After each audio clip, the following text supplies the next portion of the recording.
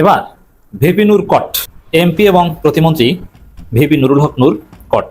এরপর প্রধানমন্ত্রীর জন্য ভিপি নূরকে আর মন্ত্রিপরিষদে রাখা একদম উচিত হবে না। সীমাহীন অনিয়ম আর ব্যক্তিগত কেলেঙ্কারির দায় নিয়ে গণ অধিকার পরিষদের সভাপতি ও প্রবাসী কল্যাণ প্রতিমন্ত্রীকে গ্রেফতার করা হয়েছে। আর সঙ্গে থাকা একটি সুটকেস থেকে প্রায় 350 কোটি টাকার নগদ অর্থ, বিদেশি মুদ্রা এবং বিভিন্ন ব্যাংকের চেক উদ্ধার করেছে শুল্ক গোয়েন্দা ও গোয়েন্দা পুলিশের যৌথ টিম। তেলবাজদের শেষ পরিণতিটা কিন্তু ভালো হয় না। এখন আবার দেখেন দুই তেলবাজ তৈরি হয়েছে, একজন নুরুল হক নূর, আরেকজন রাশেদ খান। এরা কিন্তু আওয়ামী লীগের একেবারে দুই পাশে ছিল, শেখ হাসিনার ডান দিকে একজন, বাম দিকে একজন। কলকাতার হোটেলে সাবেক স্বরাষ্ট্রমন্ত্রী আসাদুজ্জামান খান কামাল তাকে পুড়িয়ে হত্যা করা হয়েছে। এসি বিস্ফোরণের কারণে সেখানে অগ্নিপাতের ঘটনা ঘটে এবং সেই অগ্নিকাণ্ডের কারণেই ওই হোটেলে অবস্থান করা সাবেক স্বরাষ্ট্রমন্ত্রী আসাদুজ্জামান খান কামাল সেখানে নিহত হয়। কোনো উপর ওলার একজনের ইশারায়, কোনো এক মহান পরিকল্পনাকারীর মহান পরিকল্পনায় এটি সংঘটিত হয়েছে কলকাতায়। সাবেক স্বরাষ্ট্রমন্ত্রী আসাদুজ্জামান খান কামাল একটা হোটেলে অগ্নিকাণ্ডের শিকারে মারা গেল। ভিপি নূর কট। দর্শক, এমপি এবং প্রতিমন্ত্রী ভিপি নুরুল হক নূর কট। ভিপি নূরের বিরুদ্ধে সাংবাদিক ইলিয়াস তার অসাধারণ যুগান্তকারী অনুসন্ধানের মাধ্যমে তার অন্ধকার জগতের যে তথ্য প্রমাণ, একদম ভিডিও চিত্র, হাতে নাতে প্রমাণ পুরো জাতির সামনে উপস্থাপন করেছেন। এতে জরুরি ভিত্তিতে ভিপি নূরের পদত্যাগ করা উচিত। তিনি যদি পদত্যাগ না করেন তাহলে প্রধানমন্ত্রী উচিত মন্ত্রিপরিষদ যে সাফল করবেন কিছুদিন পর, সেই সময়ে ভিপি নূরকে মন্ত্রিপরিষদ থেকে সরিয়ে দেন। কারণ একজন মন্ত্রীকে মন্ত্রিপরিষদ থেকে সরিয়ে দিতে যে গ্রাউন্ড দরকার, যে রিজন দরকার, সবগুলোই ভিপি নূরের বিরুদ্ধে প্রমাণিত হয়ে গেছে। এরপর প্রধানমন্ত্রীর জন্য ভিপি নূরকে আর মন্ত্রিপরিষদে রাখা একদম উচিত হবে না। এখানে জামাত এনসিপির হাতে একটা বিরাট কার্ড দিয়েছেন সাংবাদিক ইলিয়াস। ইলিয়াস যে দীর্ঘ প্রায় 1 ঘন্টার কাছাকাছি, কোন 1 ঘন্টার যে অনুসন্ধানী প্রতিবেদন উপস্থাপন করেছেন, এটাকে যদি জামাত এনসিপির অ্যাক্টিভিস্ট বা জামাত এনসিপির যে রাজনৈতিক শক্তি তারা যদি কাজে লাগায়, তাহলে ভিপি নূরের রাজনীতি এখানে খেয়ে দেওয়া যায় এবং প্রধানমন্ত্রীকে বাধ্য করা যায় ভিপি নূরের মন্ত্রিত্ব খেয়ে দিতে।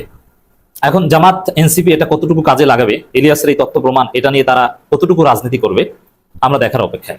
বাট চাইলে এটা সম্ভব। দেখেন, এখানে ইলিয়াস যে কাজটা করেছেন, এই সেম প্রতিবেদনটা সরকার দলীয় বা সরকারের মিত্র ভিপি নূরের বিরুদ্ধে না হয়ে যদি বিরোধী দলের কারো বিরুদ্ধে হতো, সাপোজ ইলিয়াসের এই প্রতিবেদনটা, 47 মিনিটের প্রতিবেদনটা যদি আমির হামজার বিরুদ্ধে হতো, বাংলাদেশের সমস্ত মিডিয়া ভিপি নূরের এই প্রতিবেদনের প্রত্যেকটা সেকেন্ড নিয়ে আলাদা আলাদা রিপোর্ট করে বাংলাদেশে তোলপাড় তৈরি করতো এবং আমির হামজার, কাল্পনিকভাবে বললাম, জীবন তামাতামা করে দিত। কিন্তু যেহেতু মিডিয়া বিএনপির দখলে এবং মিডিয়ার একটা অঘোষিত নীতি যে বিএনপির অপকর্ম ফাঁস করবে না, তার বিরুদ্ধে বলবে না। হ্যাঁ, বিএনপির দুই গ্রুপের দ্বন্দ্বের ফলে অনেক সময় অনেক অপকর্ম মিডিয়া চলে আসে, নইলে স্বাভাবিকভাবে মেইন স্ট্রিম মিডিয়া সবগুলো বিএনপির দখলে। আপনি বিএনপির বিরুদ্ধে অভিযোগ নিয়ে কোনো সাংবাদিকের কাছে যান, তার সাহস হবে না রিপোর্ট করতে, কোনো হাউস ছাপাবে না। আমার নিজের প্র্যাকটিক্যাল এক্সপিরিয়েন্স, এগুলো আমরা দেখেছি। তো দর্শক, এখন তারেক রহমানের প্রিয় এবং তার এখন দরকার ভিপি নূরকে, যার ফলে হয়তো মিডিয়াগুলো এটা নিয়ে তেমন কিছু বলবেন বা লিখবে না। নইলে ভেরি সিম্পল, এখানে ভিপি নূরের বিরুদ্ধে সাংবাদিক ইলিয়াস যে অভিযোগগুলো প্রমাণ করেছেন, এগুলো নিয়ে অ্যাটলিস্ট তার কাছে জবাব চাওয়া হোক, সরকারের পক্ষ থেকে, দুদকের পক্ষ থেকে বলা হোক, বা দুদকের কাছে কেউ আবেদন করুক যে এটা তদন্ত করেন। দেখবেন যে দুদক তদন্ত করবে না, বরং এখানে বিরোধী দলের কেউ হলে সাংবাদিকরা দুদককে স্বপ্রণোদিত হয়ে তদন্ত করতে বাধ্য করত। দর্শক, এখানে একটা মজার বিষয়, ভিপি নূর এই সাংবাদিক ইলিয়াস কি ভিডিও প্রকাশ করেন এতে প্রচন্ড ভয় পেয়েছিলেন, যার ফলে যখন সাংবাদিক ইলিয়াস এখন থেকে প্রায় 24 ঘন্টা আগে ঘোষণা দিয়েছিলেন আগামীকাল রাত 8টায়, মানে একদিন আগের ঘোষণা, নুরুল হক নূরের চরিত্র জাতির সামনে উন্মোচন করা হবে, চোখ রাখুন আমার ইউটিউব চ্যানেলে। তো দর্শক, এই পোস্ট দেওয়ার কিছুক্ষণ পরেই নুরুল হক নূর ফেসবুকে পোস্ট করেছেন, সাংবাদিক ইলিয়াস অনেক কষ্টে জোড়াতালি এআই দিয়ে একটা ভিডিও বানাইছে, আসুন সকলে দেখে তার কষ্ট পরিশ্রমকে সার্থক করি। এই জাতির বিভ্রান্তকারী জামাতিদের তুমিই ভরসা, চালিয়ে যাও, পারলে সপ্তাহে একটা করে বানাও। দেখেন, এখানে তো জামাত প্রশ্ন একদম অপ্রাসঙ্গিক। তো বোঝা যায় যে ভিপি নূর ভয় পেয়েছেন, এই পোস্ট প্রমাণ ভয় পেয়েছেন এবং ভয় পেয়ে আগেভাগে নিজেকে ডিফেন্ড করেছেন যে এআই দিয়ে ভিডিও বানানো। এখানে একটা মজার বিষয় আছে, এখানে ভিপি নূর নিজে এবং দর্শকরা আমার মতো দর্শকরা সবাই ধারণা করেছিলেন যে ভিপি নূরের কোনো নারী ঘটিত কোনো কেলেঙ্কারি এগুলো ফাঁস হবে, কোনো নারীর সাথে তার কোনো যেগুলো হয় এক মন্ত্রীর ক্ষেত্রে হয়েছে, কাজী নজরুলের ক্ষেত্রে হয়েছে, এরকম কোনো একটা কিছু সামনে আসবে। সবাই প্রত্যাশা করেছিলেন এগুলো আসবে। আর ভিপি নূর নিজেও ধারণা করেছিলেন এরকম নারী ঘটিত কিছু একটা আসবে। কিন্তু না, নারী ঘটিত, যদিও নারী ঘটিত বিষয় আছে এখানে, তবে সুনির্দিষ্টভাবে নারী ঘটিত ওইরকম কোনো আপত্তিকর ভিডিও এখানে আসে নাই। তো ভিপি নূর ভেবেছিলেন যে নারী ঘটিত ভিডিও আসবে, এই কারণে বলেছিলেন যে এআই। এখন নারী ঘটিত ভিডিও আসলে নিজের বাঁচার জন্য একটা কমন বক্তব্য আছে যেটা এআই দিয়ে তৈরি। তো এখন ভিপি নূর সাংবাদিক ইলিয়াস এখানে যে তথ্য প্রমাণ দিয়েছেন, এখানে তো এআই রিলেটেড কিছু নাই। তো ভিপি নূর বুঝতে পারেন না যে তার বিরুদ্ধে কি আসতে যাচ্ছে। এখন যেহেতু তিনি নারী ঘটিত কোনো একটা বিষয়ের শঙ্কা করেছিলেন, তো এখান থেকে একটা বিষয় ধারণা করা যায় নারী ঘটিত কোনো দুর্বলতা ভিপি নূরের রয়েছে। হয়তোবা রয়ের কাছে কিংবা মোসাদের কাছে এরকম কোনো মাল মশলা থেকে থাকতে পারে, যার ফলে র মোসাদের গণ্ডির বাইরে থেকে ভিপি নূর চাইলেও যেতে পারবেন না। ভিপি নূর অনেকটা অসহায় নিরুপায় হয়ে থাকতে পারেন। তো নূর ভেবেছিলেন যে ওই নারী ঘটিত কোনো একটা বিষয় ইলিয়াসের হাতে হয়তো চলে গিয়েছে। দেখেন, নূরকে ইউনূসের আমলে মারাত্মকভাবে আহত করা হয়েছিল, সিঙ্গাপুরে চিকিৎসা নিতে হয়েছে। আহত করেছিল কারা? জাতীয় পার্টি এবং সেনাবাহিনী। বিচার চেয়েছিল, বিচার বিভাগের তদন্ত কমিশন গঠন করা হয়েছিল। আচ্ছা দেখেন তো, সেই তদন্ত কমিটি কোথায়? ভিপি নূর তো এখন ক্ষমতা, এখন কি তার বিচার চায়? এখন তো তিনি মন্ত্রী, এখন কি জাতীয় পার্টির সেই হামলাকারীদের ধরতে চায়? না, সেনাবাহিনী কারা কারা তাকে পিটিয়েছিল তাদেরকে খুঁজতে চায়? না, এখন চুপ। এর মানে কি? এর মানে হচ্ছে ভিপি নূর একটা বিশেষ গোষ্ঠীর কাছে ধরা, যার ফলে তিনি চাইলেও মুখ খুলতে পারেন না। নারী ঘটিত কোনো একটা বিষয় ওই গোষ্ঠীর কাছে থেকে থাকতে পারে। সাধারণত হানি ট্র্যাপের মাধ্যমে যেটা হয়, এটা অলরেডি হয়তো হয়ে গিয়েছে। অত্যন্ত হৃদয় বিদারক ঘটনা এটি, অত্যন্ত দুঃখজনক ঘটনা এটি। কলকাতার হোটেলে 9 জন বাংলাদেশিকে পুড়িয়ে হত্যা করা হয়েছে। যদিও কলকাতার খবরের বরাত দিয়ে বাংলাদেশের প্রথম আলো রিপোর্ট করে দিয়েছে, একেবারে কলকাতাকে বা ভারতকে একবারে দায় মুক্তি দিয়ে দিয়েছে। তারা বলেছে যে এসি বিস্ফোরণের কারণে সেখানে অগ্নিপাতের ঘটনা ঘটে এবং সেই অগ্নিকাণ্ডের কারণেই ওই হোটেলে অবস্থান করা সাধারণ মানুষ 9 জন সেখানে নিহত হয়। কিন্তু সেখানে যে 9 জনের ভিতরে 9 জনই বাংলাদেশি, প্রথম আলো এই রিপোর্টটি পুরাপুরি এড়িয়ে যায়। তদন্ত হবার আগেই প্রথম আলো একবারে ইন্ডিয়াকে দায় মুক্তি দিয়ে দিল যে এই কারণে এই ঘটনার প্রেক্ষিতে সেখানে আগুনের সূত্রপাত হয়, সেই আগুনে এই কয়জন মানুষ মারা যায়। কিন্তু আমরা একটু ভিন্ন কিছু দেখি, কারণ দেশটি যখন ইন্ডিয়া, তখন এখানে একটু ভিন্ন কিছু দেখার অবকাশ অবশ্যই বাংলাদেশে রয়েছে। মজার ব্যাপার হচ্ছে যে এখানে এই হোটেলে কিন্তু আরো অনেক লোক ছিল, বিভিন্ন তলায় তলায় আরো অনেক দেশের নাগরিক ছিল, কিন্তু যে তলায় শুধুমাত্র বাংলাদেশি 9 জন অবস্থান করছিল, সেই তলাতেই আগুনটা লেগেছে। What is this? এইখানেই আমাদের সন্দেহ। আর সন্দেহটা আরো ঘনীভূত হয়েছে প্রথম আলো যখন একবারে কোন রকম রাগঢাক না করে, কোন রকম কূটনীতির আশ্রয় না নিয়ে, কূটনৈতিক ভাষা ব্যবহার না করে ইন্ডিয়াকে যখন একবারে দায় মুক্তি দিয়ে দিয়েছে এবং ঘটনার সূত্রপাত কোন জায়গা থেকে কিভাবে, যাতে কলকাতার কোনো হাত নাই, ভারতের কোনো হাত নাই, বিন্দুমাত্র কোনো দোষ নাই, এই জাতীয় রিপোর্ট যখন প্রকাশ করেছে, তখন সন্দেহটা আরো ঘনীভূত হয়েছে। আর এই সন্দেহের সাথে আরো যে বিষয়টি যোগ হয়েছে সেটি হচ্ছে এই ঘটনাটি ঘটেছে তখন, ঘটনাটি ঘটেছে আজকে আমি যখন ভিডিও করছি, অর্থাৎ 19শে আগস্ট প্রধানমন্ত্রী তারেক রহমানকে এক প্রকার জোর করে উঠিয়ে নিয়ে যাবার মতো করে তারা ভারত সফর করাবে। তারা এমন ভাবে ফোন করেছে, এমন ভাবে তারা জিদ ধরেছে, গ্রো ধরেছে এবং বিভিন্ন ভাবে তাকে চাপ প্রয়োগ করে, চারিদিক থেকে চাপ দিয়ে তাকে ভারত সফর করিয়েই ছাড়বে, এরকম একটি বিষয়। সাধারণত কূটনীতি কি বলে, আন্তর্জাতিক সম্পর্ক কি বলে? একটি দেশ আরেকটি দেশের রাষ্ট্রপ্রধানকে তার ব্যবসায়িক কারণে, পারস্পরিক সম্পর্ক বৃদ্ধির কারণে সফর করার আমন্ত্রণ জানাবে। এরপরে যাকে আমন্ত্রণ জানানো হলো তিনি আমন্ত্রণকারী দেশে যাবেন কিনা, সফর করবেন কিনা, এটা একান্তই তার মর্জির উপরে নির্ভর করবে। রাষ্ট্র পরিচালনা বডি যারা আছে, তার উপদেষ্টারা আছে, তাদেরকে নিয়ে তিনি বসে আলাপ আলোচনা করবেন যে এইখানে যাওয়া এখন এই মুহূর্তে সম্ভব কিনা, এখন গেলে কি কি অসুবিধা হতে পারে, এখন গেলে কি কি সুবিধা হতে পারে, এখন গেলে সুবিধার চেয়ে অসুবিধা বেশি নাকি অসুবিধার চেয়ে সুবিধা বেশি, এই নানাবিধ বিষয় চুলচেরা বিশ্লেষণের পরে তারপরেই কিন্তু সিদ্ধান্তটা জানানো হয়।